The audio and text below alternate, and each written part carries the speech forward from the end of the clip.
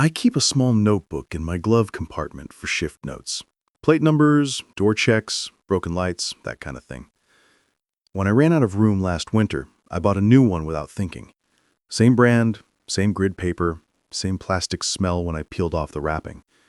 Only later did I notice the new notebook already carried impressions, faint grooves pressed into the first 10 pages, like someone had written on a sheet above them and left me the ghost. I held the paper sideways under the dome light and saw a set of dates I hadn't lived yet. I told myself it was factory machinery or shipping pressure. I told myself a lot of things back then. My name is Evan. I'm a deputy for a rural county with more abandoned barns than paved intersections. 2 days before the storm that took the North Line down, I was asked to check on a property at the edge of the district, Old Barlow Place, the one with the sagging windmill and the scampering rumor that kids told to make the tree line feel taller. "Quick sweep, in and out," the radio said. "Caller reports lights." Nobody had lived there in 20 years. I parked nose out by the cattle gate and left the cruiser idling so the heater wouldn't forget me. It was the kind of cold that turns every breath into proof. The windmill creaked on a wind I could feel but not hear, and the fields on both sides lay flat like a made bed nobody wants to wrinkle. The house waited farther back than memory says it should. I clicked on my shoulder cam, the new one that ties cleanly into evidence storage. Timestamps like a metronome. Red light, steady. I called out from the gate and listened to my voice fade in the open air, the way a word fades when it misses its target. No answer. The front walk had sunk into the soil in a bow, a gesture of apology. I put my hand to the porch rail and felt a cold that had survived many afternoons. On the door, 2 locks. The deadbolt powdered with rust, the handle polished in one place by an old habit. I knocked once, then twice. On the third tap, the door eased forward all by itself, just enough to make it my choice. "County Sheriff," I said, because that version of my title still lives in these back roads. "I'm here to check a report." Inside, the house smelled like dry soap and wet earth, and something unpracticed. I stepped to the left first, always the left, so no one waiting on the hinge side could read me clean. The entry hall had a runner carpet with a worn seam exactly where boots like mine want to land. The boots that made it weren't mine. From the road, the Barlow place looks standard. Parlor front, kitchen back, stairs splitting the middle like a thought that can't decide where it should go. When inside, it feels longer than its own footprint, like the plans were stretched while wet and never quite dried to shape. I announced each room before I entered. Not performative, just an old superstition wrapped in policy. "Left parlor clear," I said to my mic. "1 sofa, sheeted. 1 lamp, unplugged. No sign of entry." I kept my flashlight low to the floor to catch dust movement, and that's when I saw the track. Single file, heel to toe. The kind of careful walking people do when they're trying not to be measured by their stride. The prints led toward the back hall, then doubled themselves like an afterimage. In the kitchen, time had arranged a still life. A pot with its lid askew, a chair moved just far enough from the table to admit a second thought, a calendar on the wall turned to a month that stopped belonging to the present 12 years ago. The pen dangling on a string beneath the calendar had no ink left. When I tested it on my palm, the ball rolled but refused to commit. I don't know why I did it, but I lifted the calendar page and let it fall. It didn't. I told the recorder, "No obvious intruder." My voice came back to me half a second late. Dressed in a room that looked like this one, but more accommodated to being seen. It would be tidy to say I felt watched. Tidy and lazy. What I felt was accounted for, as if I too was an object arranged on a table for someone else's inventory.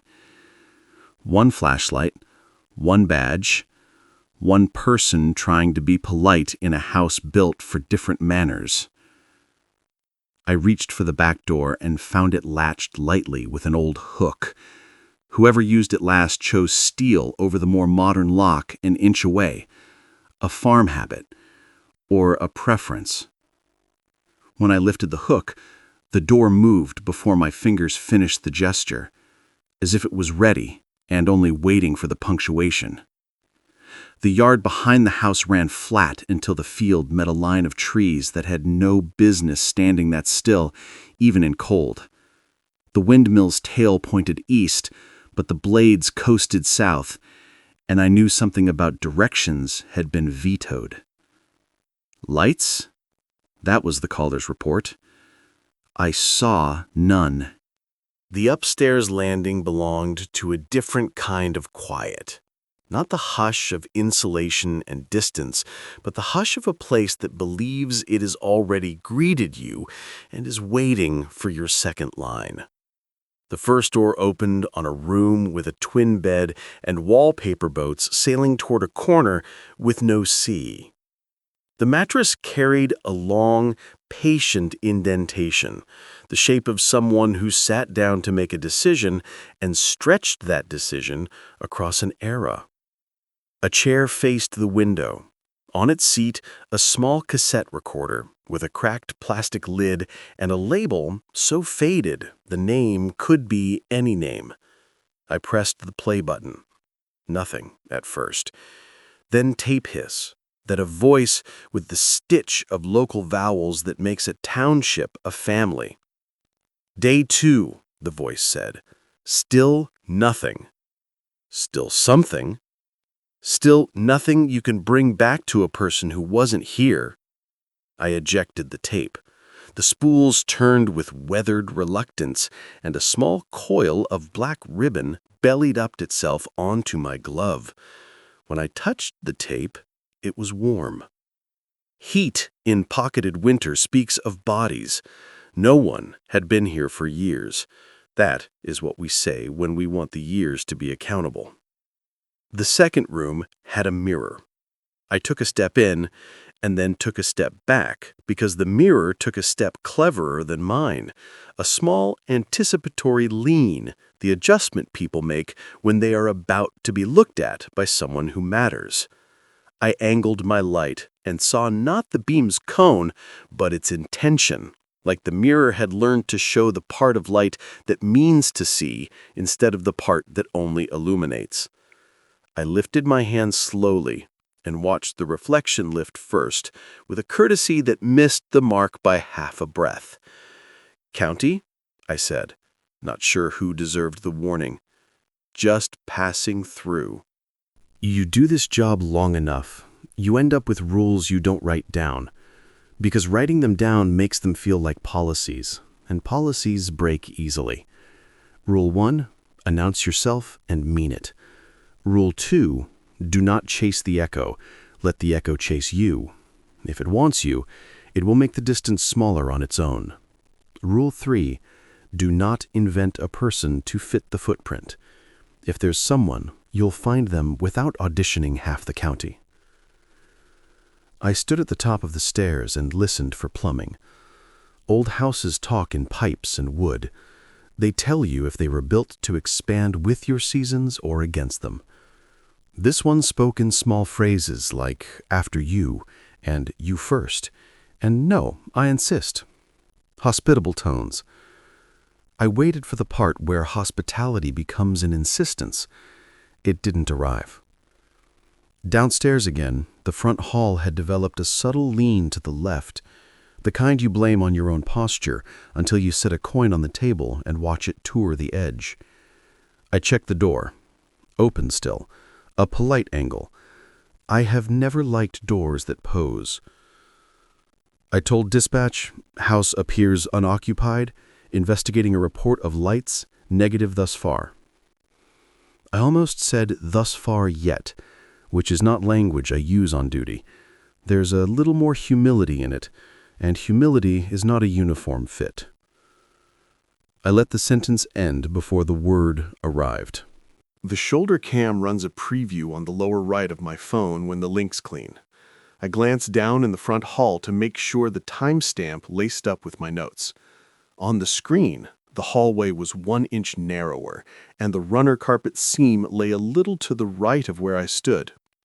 My boot, however, stepped exactly where the seam used to be, as if my body remembered a different floor plan.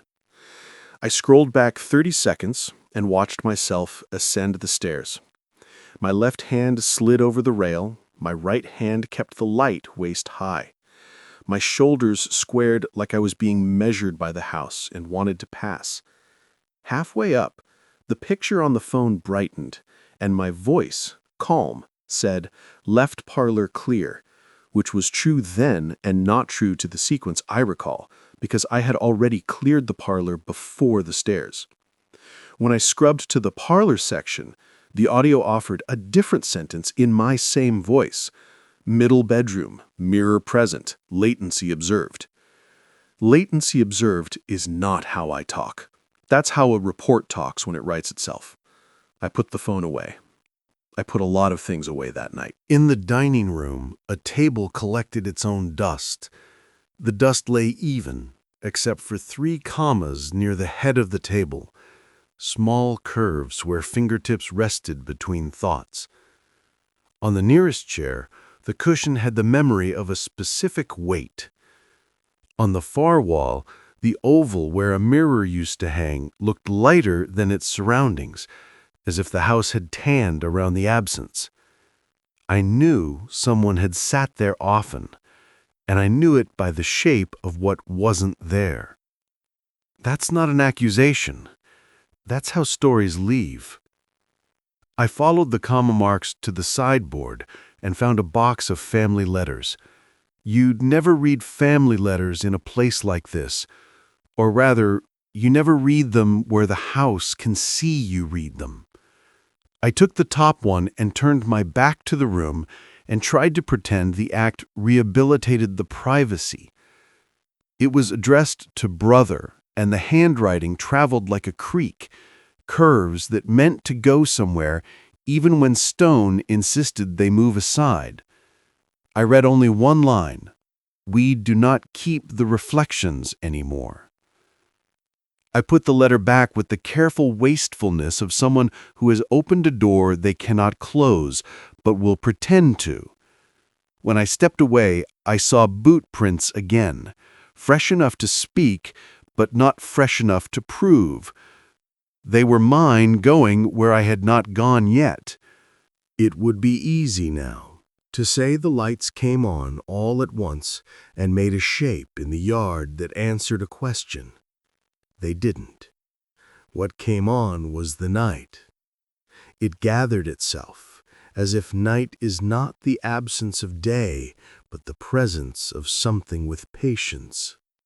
Past the windmill, at the border where field succumbs to woods, a constellation of small reds blinked into being. Not fireflies, not equipment, not a mistake. They blinked in a sequence my body liked. Steady, then wait, then steady. Like the count we used to open a stubborn jar without hurting our wrists. I raised the flashlight and didn't raise it enough because the beam favored foreground and the reds stayed exactly the distance they wanted to be. "County Sheriff," I said again, to the air and the field and the people who abandoned this house and the people who stayed in it by refusing to be counted. "Identify yourselves." No answer. Something answered. The windmill decided to obey the tale and turned east, like a person who was finally ready to stop resisting the direction they were meant for. The reds blinked once in applause and then went out, all but one, which lingered, asking for context. Back inside, I returned to the boat room, because the cassette deck had become the kind of problem that wants to be a companion. The tape sat where I left it. I put it in my pocket. Sometimes the most polite thing you can do is commit theft. I gave the landing one last inventory. 3 doorways, 1 window with glass too tired to refuse cold, plaster hairline like a smile someone didn't want anyone to see. At the stairs, I felt for my badge like people touch their keys before leaving a party they wish they could enjoy. The first tread complained. The second anticipated. The third made no sound because upstairs had already decided I had left, and you don't narrate what you've already forgiven. Halfway down, I heard a door close. I turned and saw the bathroom door nearly shut. In the mirror, the slice of hallway reflected a moment 5 beats ago. My shoulder broader, my stance more sure, my light an inch higher, like I was being remembered by a mirror that preferred me to myself. I said, "Don't." The door did. 2 days later, I brought the tape to Tilda at the Municipal Archive. She's the one who taught me that paper has a memory the way a person does, just less dramatic about it. I told her it came from a property check. I didn't mention the house's preference for courtesy or my own preference for leaving when invited to. She threaded the tape onto a refurbished machine that made a comforting hum, the sound office equipment makes when it believes in order. She pressed play, static first, then a man's voice in a restless calm. "Day 3, he said. Counting is a habit that makes your fears sound like work. I have seen no one. I have seen someone. I have seen no one you can bring to court." We listened to breathing that paced itself for an audience. We listened to a door creak at a distance we couldn't triangulate, because no tape knows the dimensions of a house as well as a house does. "End of first pass," the voice said. "No occupants observed." Tilda frowned. She rewound. She pressed play again. "End of second pass." The same voice said. Same tone, same breath, same fatigue, same sentence. She looked at me and said, "How many visits did you make?" "1," I said. "Thus far." The word did not taste like mine. The first storm squall came through, like someone dragging a metal rake over the sky. Lines dropped. We ran generators at the station. We shared coffee that had learned to be bad politely, and we took extra patrols where trees meet wires, and the county forgets who owns which until it matters. I told myself I would not go back to the Barlow place. 3 nights and 2 outages later, I found my cruiser pointing that way at midnight. I told dispatch a lie that wasn't a lie. Checking on a previous call, property likely unoccupied, verifying wind damage. The windmill looked happier in the gale, like it finally had enough to do. I'd parked nose out again because some habits wear my bones better than my jacket. Inside, the house had fixed the lean in the hall, or the storm had equalized something I hadn't seen. The runner seam lay where I remembered it from the camera, not where I remembered it from the night. It is hard to declare which memory belongs to whom when a place participates. I announced myself again and hoped the house had a good ear. In the dining room, the dust commas had acquired a 4th mark, a period at the end of a thought that had been building itself without me. On the table, a Polaroid lay face down where there had been none. I turned it over and found a photograph of the bathroom mirror showing the hall, showing the stairs, showing a person like me descending, a person with my build and my uniform's exact fatigue. The timestamp along the white border read 2 days from now. It's easy to catastrophize. It's harder to sit with a scheduled appointment with yourself and decide whether you intend to keep it. My father used to say that all you can do on this job is write down what the world already knows about itself. He lasted 28 years and let the county retire him with a cake and a watch that didn't keep good time off-road. He also used to say that some places prefer to be reported in the tense they choose. Past tense is an apology. Present tense is a dare. Future tense is a promise you shouldn't make on behalf of strangers. I brought the Polaroid to the sheriff. He turned it in his hands like a man checking a coin for counterfeit, the way older men verify reality by testing the edges. "Cute," he said softly. Not for me, for himself. The word men use when they are more interested than they planned to be. "You're telling me you didn't stage this?" "I'm telling you I don't stage evidence," I said, which is not the same sentence as the one he asked for. He nodded like he had received the right answer in the wrong wording and decided to be generous. "Take a partner next time," he said. "How many next times do you think there are?" I asked. "As many as the county can afford," he said. And he meant money, and he meant other numbers we pretend not to measure. I asked for Tilda. He laughed, an actual laugh, and said, "You want a clerk on a windmill call?" "I want someone who respects paper," I said. Tilda met me at the gate with a scarf wrapped twice and a thermos she claimed was tea, and I refused to doubt. She looked at the windmill like it was trying to sell her something, and she was tempted but old enough to ask for references. I gave her the quick tour of my first report and left out the parts that sound like superstition when spoken outdoors. She left out any mention of ghosts, which is her superstition. Do not name a category you can't substantiate with a drawer. Inside, she stood in the hall and breathed once, deliberate. "Built on a slight fault," she said. "Not geological, rhetorical. The fault that emerges when a family uses a house to keep a secret and moves through it accordingly." She tapped the runner seam with the toe of her boot and watched dust rise like a polite hand in a crowded room. She watched where it fell. "Someone corrected something," she said. "Recently?" I asked. "Continuously," she said, "which is either the same or none of our business."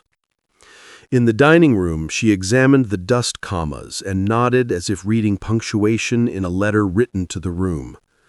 She looked at the Polaroid and did not touch it. "Don't bring a picture of yourself to a place that prefers to take its own," she said. "I didn't bring it," I said. "I know. Don't bring a picture of yourself again."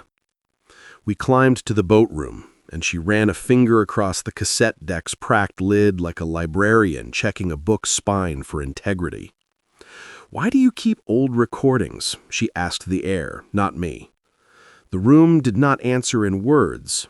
The room moved its heat around us the way a person shifts in a chair to be more hospitable to a conversation that has decided to last. At the bathroom, Tilda told me to stand in the hall while she closed the door halfway. She angled the mirror so it caught me from the throat down. No face, just the pattern of my uniform, the way a filing system would prefer to see me. She asked me to say, "End of first pass, no occupants observed." I refused on instinct. She said, "Then say, I don't belong to this house." I did. She listened like the line was a key turning in a lock she had encountered before. "Again," she said. I did. She closed her eyes and said, "We don't ask a place to testify against itself." We stood there until the wind knocked something off the back porch. A metal clatter you can tell is harmless by the lack of hurry it applies to your blood. When we opened the bathroom door fully, the mirror recorded the room cleanly, except the towel bar was an inch closer to the window than it had been. "Margin of error," I said, because speaking like a report feels like protection in certain rooms. "Margin of preference," she said. Night fell in layers, each one adjusting the house's outline the way an artist changes their sketch without admitting they were wrong before.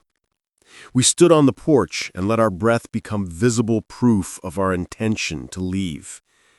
From the yard, 2 red lights blinked, one near, one far, in staggered sympathy. Tilda lifted her phone and did not record. "You can't take it," she said. "It will follow you as itself and become a worse version."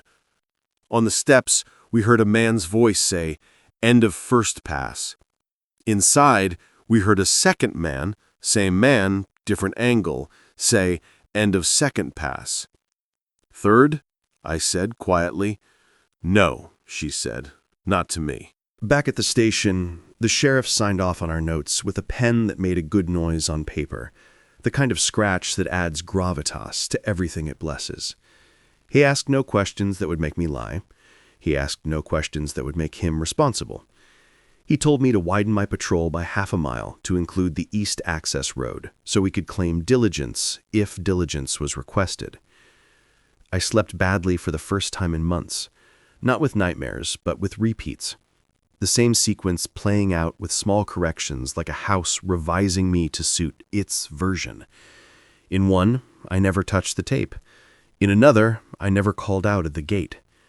In a third, I stood in the boat room and said, "I don't belong to this house," and heard myself respond, "Then belong somewhere." 2 days later, the day the Polaroid promised, I returned alone because the county had more emergencies than ours, and my insistence sounded like preference on paper.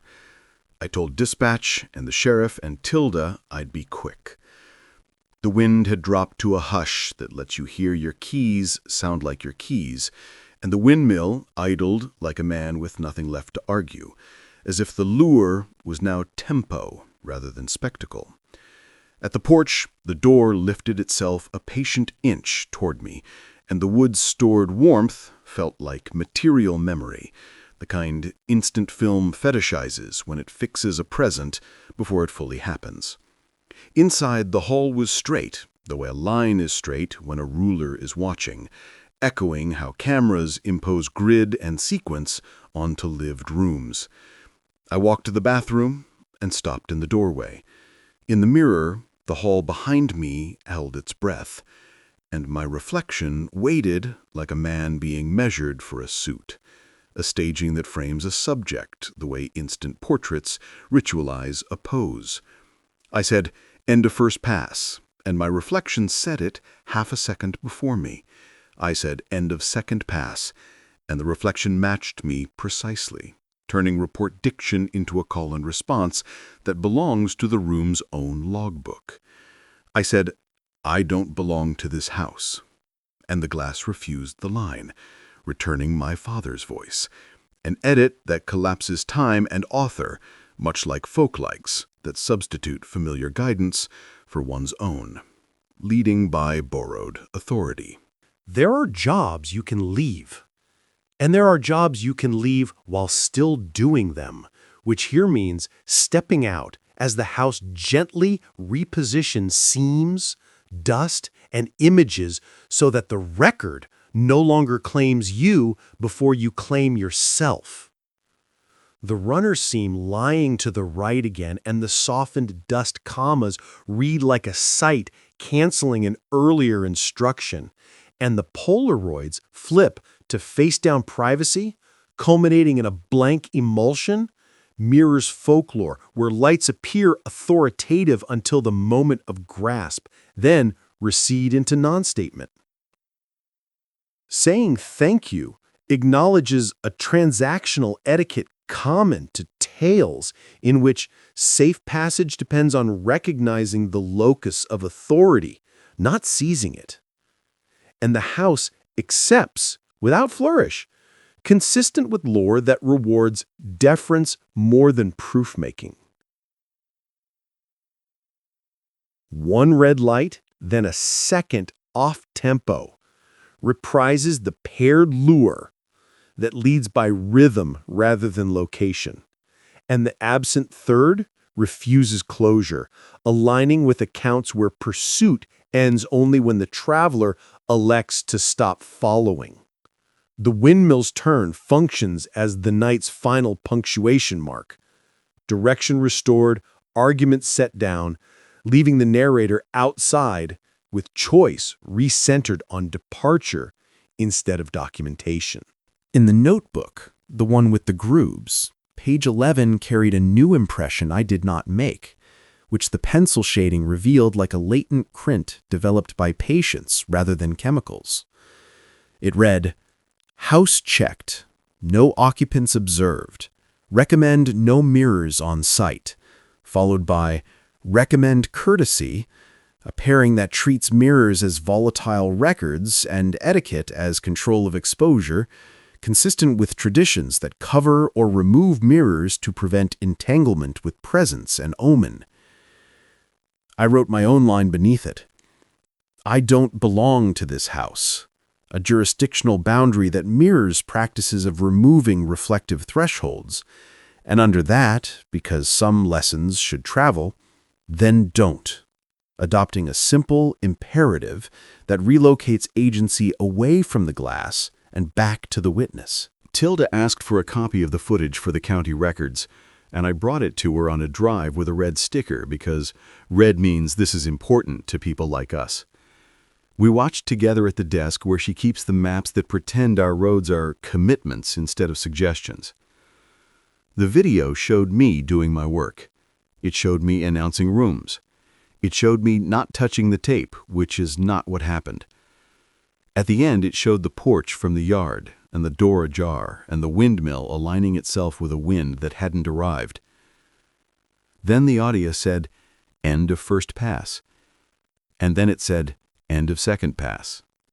And then, just this once, a third. End of report. Tilda closed the file and slid the drive into an envelope and sealed it with a label in neat block letters. She wrote the property's address and the word polite. "Is that a category now?" I asked. "It always was," she said. I have gone back 3 times since then, with partners who think the story is a story, and partners who think the house is a metaphor, and one partner who told me not to confuse place with witness. Nothing happened we could keep. Everything happened we could learn from.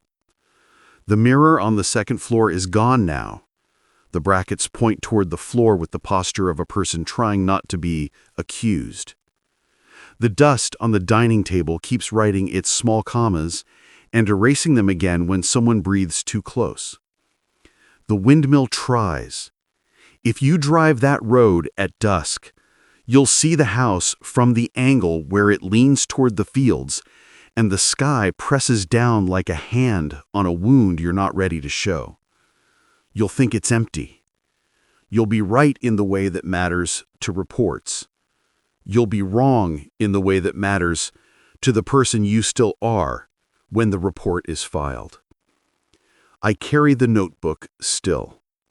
Sometimes at a stoplight with no cross traffic, and 2 minutes left in the song the radio wants me to believe in, I flip to page 11 and trace the words someone left for me. Recommend courtesy. I try. If you go, say your name at the gate and mean it. Announce yourself in every room even if you're the only one who appreciates the performance. Don't bring mirrors. Don't bring pictures of yourself. Don't tell the house what tense to use. And if a voice says, "End of first pass," let it. You don't belong to that house. Don't.